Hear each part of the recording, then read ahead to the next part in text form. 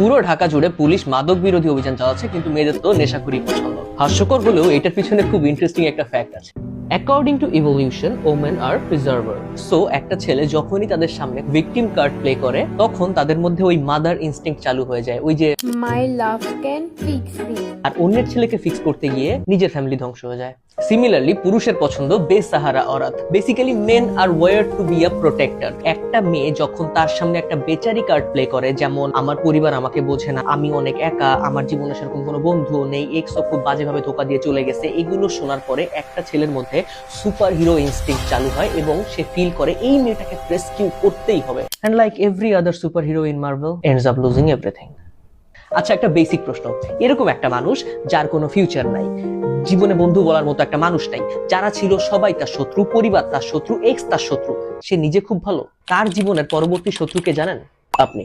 এটাকে বলা হয় দ্য কার্টম্যান ড্রামা ট্রায়াঙ্গেল। বেসিক্যালি আমি আপনাকে বলবো যে জীবন আমার সাথে খুব খারাপ করেছে, তারপর আপনি ফেরেশতা হয়ে আমার জীবনে আসবেন, আমি আপনার জীবনটা জাহান্নাম বানাবো, নিজের চোখে নিজে ছোট হয়ে যাবেন, তারপর গিয়ে আপনি রিয়েলাইজ করবেন যে সমস্যাটা আমার জীবনে ছিল না, সমস্যাটা ছিলাম আমি।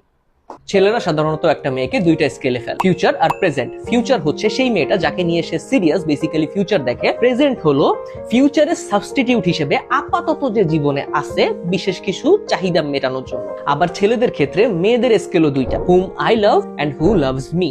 মেয়েটা যাকে ভালোবাসে সে যতই খারাপ হোক না কেন তার জন্য জীবন দিতে রাজি। আবার মেয়েটাকে যে ভালোবাসে, অনেক বেশি অ্যাটেনশন দেয়, সেই ছেলেটাকে ব্যাকআপ প্ল্যান হিসেবে রেখে দেয়, মাঝে মাঝে একটু একটু অ্যাটেনশন দেয় যাতে কাজের সময় কাজে আসে। জর্জ হোমান্সের সোশ্যাল এক্সচেঞ্জ থিওরি অনুসারে সমাজের প্রতিটা সম্পর্ক একটা স্বার্থের আদান প্রদান, কিন্তু মানুষ এতটাই স্বার্থপর প্রাণী যে এটা স্বীকারই করতে চায় না।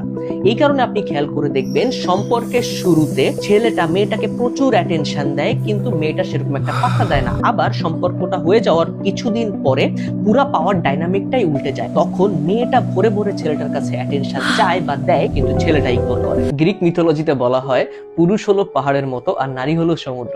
তো আপনার পাহাড় ভালো লাগে মানে এই না যে আপনার পাহাড়ের চূড়া থেকে লাফ দিয়ে মরতে হবে, আবার সমুদ্র ভালো লাগে মানে এই না যে সেই সমুদ্রের পানিতে ডুবে মরতে হবে, রাইট?